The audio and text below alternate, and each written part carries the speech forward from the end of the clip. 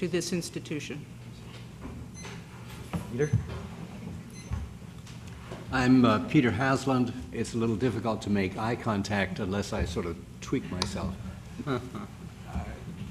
I have spent 40 years of my professional life on this campus in both the classroom and in the boardroom. I think I understand education very well. In fact, the most difficult decision I've ever had to make is to retire from a job that I really loved. The community college is the centerpiece, I think, of American post-secondary education. We invented it.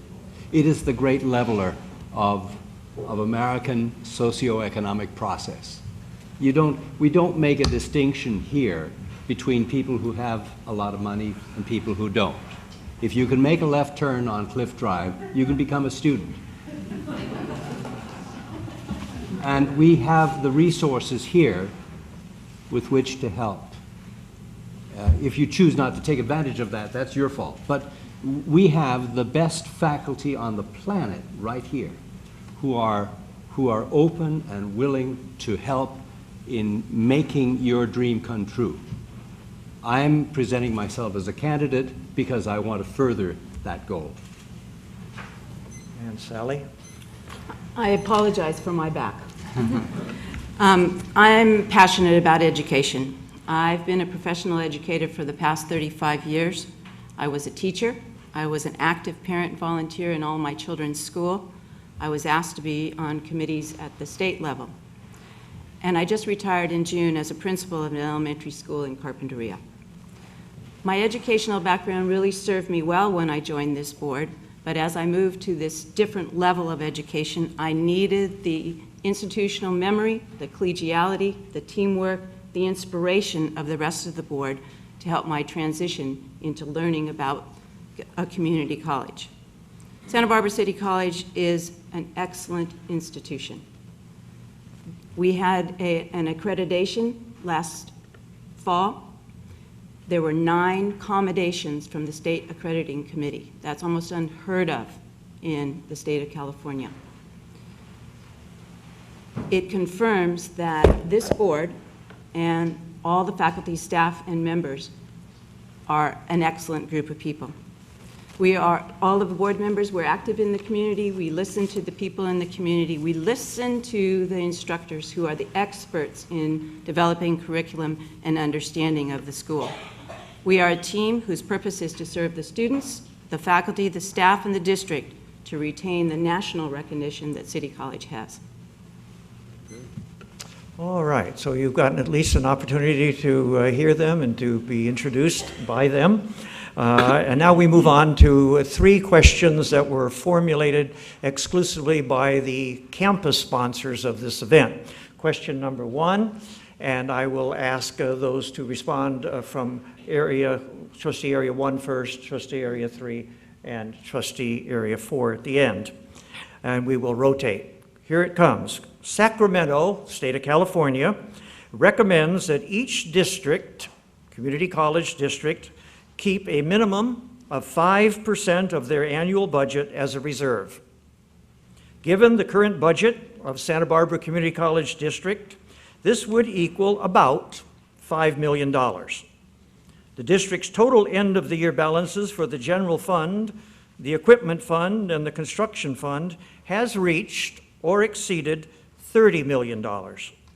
Given the protracted economic climate in our nation and state, do you see this as an adequate, or what do you see as an adequate level of district reserves? I'll give that last summary question. Given our economic and protracted economic climate in our nation and state, what do you see as an adequate level of district reserves and why? And we'll begin with the candidates from district or trustee area 1. Sally, and going. Thank you, John. This board is happy to have the reserves, and I'm sure if you ask any faculty or staff, they would be very happy that we have the reserves. Santa Barbara City College is the 6th largest employer in the county. We have a responsibility not only to the college, but to the community. If we couldn't pay our employees, then we would be there would be a lot of economic problems in the community. In 2008, we were warned that there was going to be an economic crisis, and the faculty and staff worked really hard together to put those reserves aside, looking at the budgets they all had in their departments. We have had no layoffs, no furloughs, and everyone worked together to develop the spending, the reserves that we do have. We built a rainy day fund. I don't think any of us sitting in the audience could go without getting a paycheck for the last 3 months. The state has not paid us for the last 3 months, and yet all the faculty and staff are being paid. The lights are on. Our students who are the neediest, lowest income, disabled students are still here and attending college because of those reserves. We are being responsible, fiscally prudent, and we have kept everybody employed, contributing to the economic stability of Santa Barbara County. Our engine is running, and we are the envy of all the other colleges in the state. And Peter? I'm in favor of a hefty reserve. It just makes sense under these circumstances. The circumstances being the legislature's inability, seemingly inability, to make a decision about the state's budget. The question I think all of us have on the challenging side is, just how much should that reserve be? And what is the rationale for that number? Whatever number there is, there's got to be a rationale, so much per month. But I've not seen anywhere where there's a description of just why that particular number is the appropriate number to keep in reserve. I'm kind of hoping I'll learn that today. MARSHA, CRONINGER? I fully agree with Peter, and I think that one of the concerns is to have adequate reserves, and that's no doubt higher than the state recommends, but how high is the question that's been posed, and I think we need a more intelligent study of that. For example, not all the numbers are included in that $30 million. There's another $8 million in other funds, bringing it to $38 million. I would put all of the numbers on the table before the public as a matter of transparency before we start discussing it. Sally said just a moment ago that the state has not been paying us over the summer. In fact, July 15th, we got $9 million. That's about 2 months' worth of operational payroll expenses. So we were pretty well off if we had been planning the year before, and we were planning the year before, to get that money. We need a study of how much reserves are needed, and we need to have that rationale and why we want it. We also had a representation in a newspaper article that the school needed $11 million a month to pay basic operating expenses. In fact, from the state, it's $4.6 million a month. We need to get those numbers right so that we can get the reserves right. As far as the amount of the reserves, I believe it's more accurately $29 million, and some of that is in a joint powers agreement. In addition to that, we have to retain 5% as a reserve and an additional about $1 million against bank TLU units, teachers who are owed that money. The amount of reserves that we have are basically what we were able to put together during this crisis, during the 2 years that we had to build reserves for it. There's nothing magic about the number. It's just what, through the staff, through faculty hard work, we were able to put aside. The money that MARSHA refers to as having arrived July 15th was actually a catch-up payment from last year that the state deferred. It's not income in this year, it was catch-up for last year. With respect to what we're facing right now, with the failure of the state to pass a budget, we're burning through our reserves $7 million a month. Do the math yourselves. That means we have about 5 months if the state doesn't pass a budget. Incidentally, as far as reserves are concerned, we have the best in the state. Other community colleges can't figure out how we do it. They're astounded at our success in providing for the rainy days that are now upon us. Thank you. Well, the question of reserves is one for it's a public policy question that the trustees ought to be having a discussion about.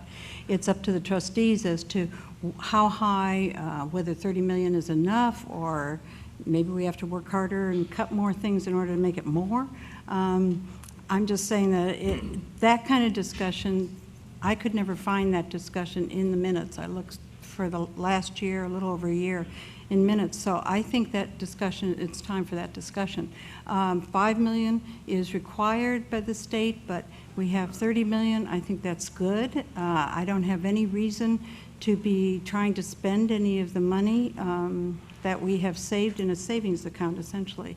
So I think it's wonderful that we have that. And the way Sacramento is working, who knows when the budget will come through. So maybe the day after the election, I have a sense. But anyway, I think having a good hefty reserve is a good thing, and I think we need to have that discussion as trustees as to how much. I think one thing the audience needs to know is that City College is fiscally sound. We're paying our employees, and we keep coming back to this, but these are the people that support this college. You can't have reserves and in quibble over to get 3%, 5% spend it. I think you have to be fiscally sound. That's what it's all about. And that's what we really try to do as a board. We're fiscally sound. We had 10% reduction by the state in the last 2 years. We may have more than that as time goes on. We have to advance pay for the Cal State, Grant State students. These students get loans. They haven't been paid for 3 months. The college pays them. They loan it to them, if you will. We'll get paid back, hopefully. We need to have reserves for hard times just like this. We feel we've had good stewardship for the college and for the community.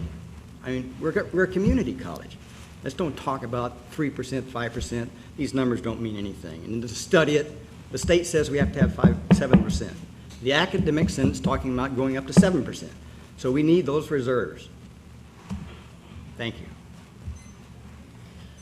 I will do the math on burning through $7 million a month. But in regard to the reserves, you know, I just finished a strategic plan at Alpha Resource Center. I was the chair of that committee, and everybody was talking about wanting financial stability. And we talked about this and talked about it as committees do. And then all of a sudden, we realized that nobody agreed on what financial stability was. And, you know, it's like putting the cart before the horse. Don't we need to define what a prudent reserve is? Don't we need to all be talking the same language? What does it mean for Santa Barbara City College to be financially stable and prudent? We need to have that discussion. As you've heard from some other candidates, that discussion hasn't taken place. There's been about 12 million set aside, an excess of revenues over expenditures the last 2 fiscal years. I don't know where that was part of an in-depth discussion and determined that, yes, we want to, in fiscal year ending June 10, have $6.2 million excess. I agree we're in great shape financially here, but financial stability in the future, what is the definition of that? Can we get agreement from the community? Can we get agreement from the faculty? And most importantly, from the trustees themselves? And then we'll be able to communicate it back and enact our policies based on that. Thank you. We have the reserves at 5% because that was decided by the board, by board action that is in the minutes that go back a ways. We are presently facing what is called a cash flow problem. You've heard people discuss it. It means that we have reserves. We also have ending balances in the construction fund, ending balances in the equipment fund. You add those together. We also have the money that we're saving that we've committed to pay people for teaching load units. That's a commitment that we've made. We also include in the reserves what the state owes us. So when you hear this figure of 30 million, that doesn't mean we're sitting with 30 million cash in our pockets. That means we're sitting with the reserves and these ending balances that I've told you about. So the cash flow problem is something that's facing every college in the state. And what's happening is at least 20 of them, have had to go and borrow money to do their payrolls, and they've had to borrow at exorbitant amounts. So the board is very conscious of the fact at the moment we have cash flow problems, and we're going to continue to address them. All right, well, thank you for responding to the question. Certainly contributing to the